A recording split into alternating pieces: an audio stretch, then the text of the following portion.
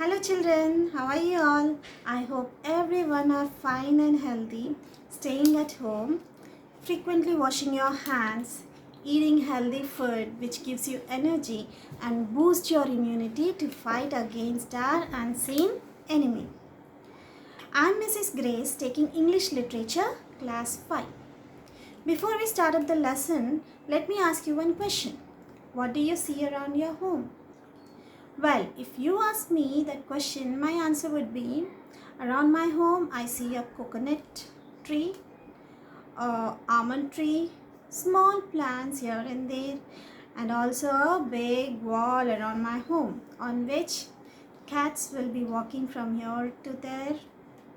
I see spiders on it, small ants moving around on it, lizards, wall lizards. Now, why am I talking about the wall that I see around my home? Yes, children.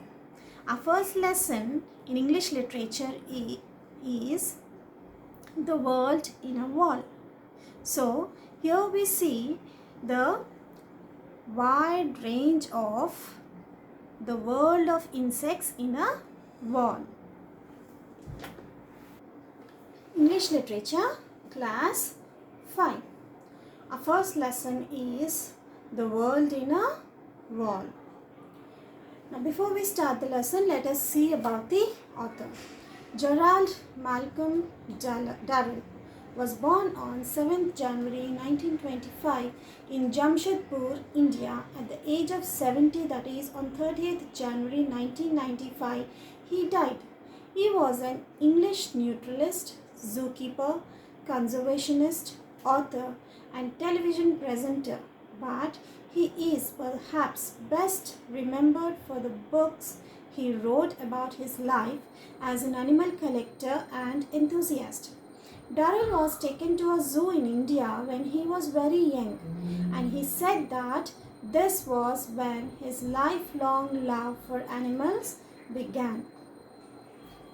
The World in a Wall is an extract from Gerald Darrell's autobiography, My Family and Other Animals. He was an expert in studying animals. When he was 10 years old, his family moved to Corfu, an island in Greece, to live with Darrell's older brother, Larry. It was here that Darrell began to collect and keep animals as pets. Now here we see two pictures, children. The first picture where you see a small boy sitting on a chair holding few pet animals. He is Darrell at the age of 10 years. In the second picture again you see Darrell in his 60s. Let us know few words that we come across the lesson. Autobiography. This we already came across when we were reading about the author. Autobiography is an account of a person's life written by that person. Bulbous. Bulging and round, shaped like bulb. Confetti. Small pieces of colored paper traditionally thrown over a bride and bridegroom after the marriage ceremony. Dawdling, being slow. Enraptured, extremely pleased by. Inhabitant, a person or animal that lives in or occupies a place. Intricate, extremely detailed and complicated. Oblivious, unaware. Phobia, an extreme fear of something. Quashed, rejected or stopped. Quivering, trembling, shaking. Reluctantly, with hesitation, unwillingly. Repercussion, an unintended, unwelcome consequences of an event or action. Scuttled, ran with quick, hasty steps. Surreptitiously, secretively, sneakily. Pandemonium, wild and noisy disorder or confusion, uproar. Let us look into the characters in the story. Gerald Darrell. he is the narrator of the story. Mother, head of the family. Larry Durrell is Gerald's older brother. Leslie Durrell is Gerald's second brother. Margot Durrell is Gerald's elder sister. And Roger is the family pet dog. Now here we see three pictures, children. In the first picture we see a wasp killing caterpillar. So wasp is known as predator, an animal that hunts and kills another for food. And caterpillar is a prey, an animal that is hunted and killed by another for food. So any animal that kills another animal for food is a predator, and any animal that is being killed by another animal for food is a prey. Here we see a toad and a gecko. These are hunters. They hunt other insects for their food. So we can call them predators as well as hunters. And these are the insects that are hunted by hunters for food. So we can call them as well as prey. Crane fly, rotten beetle, and moths of different sizes and shapes. Okay boys, now let us read the lesson, The World in a Wall. The crumbling wall that surrounded the garden alongside the house, which was a rich hunting ground for me.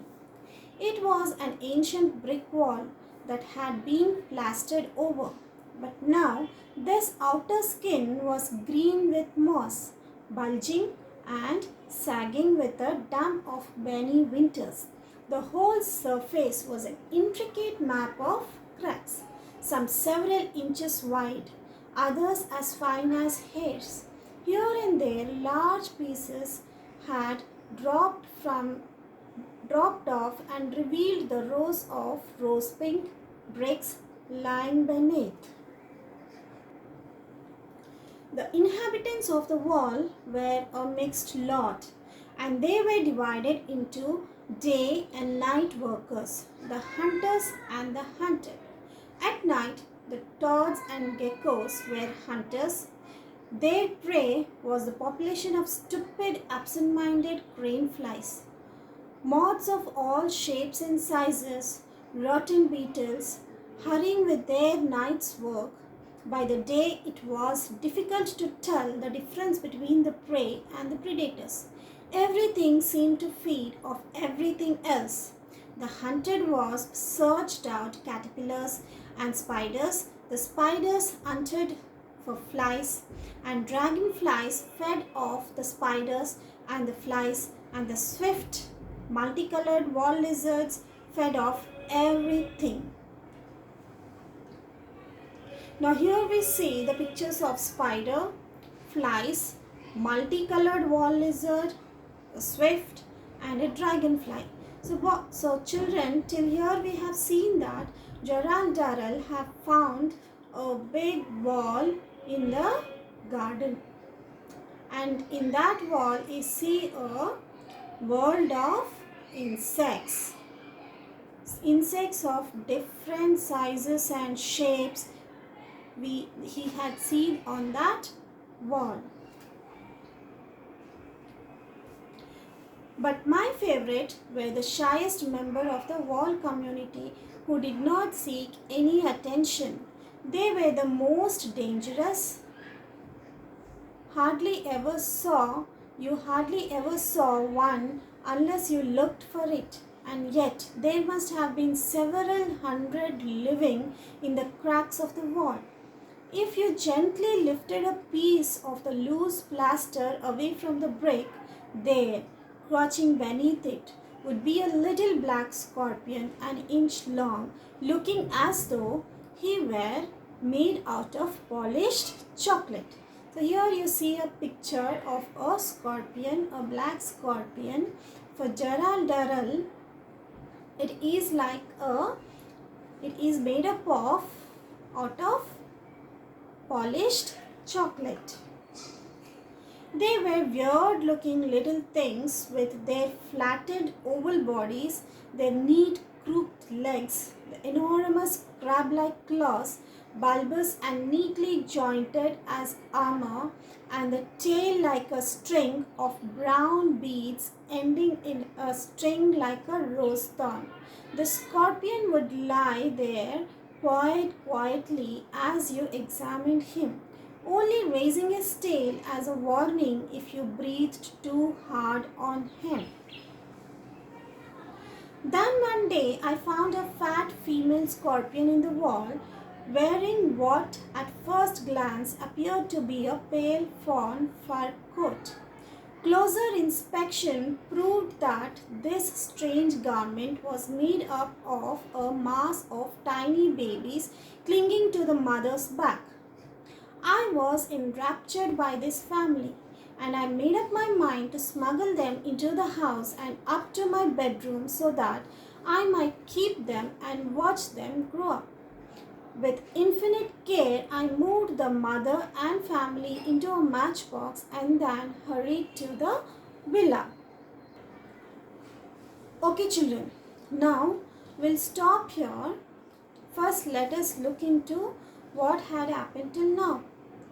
Here we have seen that Darrell was moved to Corfu to his Larry's house, and there in the garden he had seen a wall with in which it's an ancient wall, and it was covered with moss and plaster was going off, and in that wall a world of insects he is seeing. Different insects like houseflies, rotten beetles, and other insects. But for Darrell, his favorite was a scorpion.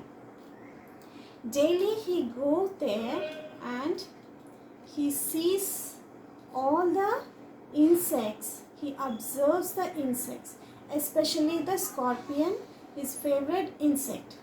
One day he had seen a female scorpion, and at a first glance it felt like it was wearing a pale fawn fur coat. But on closer observation, when he sees that with closer inspection, what he sees, it is not a fur coat. They are the mass of tiny baby scorpions clinging on to mother's back. It really it made Darrell very enthusiastic. He was thrilled to see that small babies on the back of mother scorpion. So he wanted to observe those baby scorpions grow up. So what he does, he takes a matchbox and he, with lot of care, he moves that mother scorpion into a matchbox along with its babies, and he hurried to the villa. He went inside his home.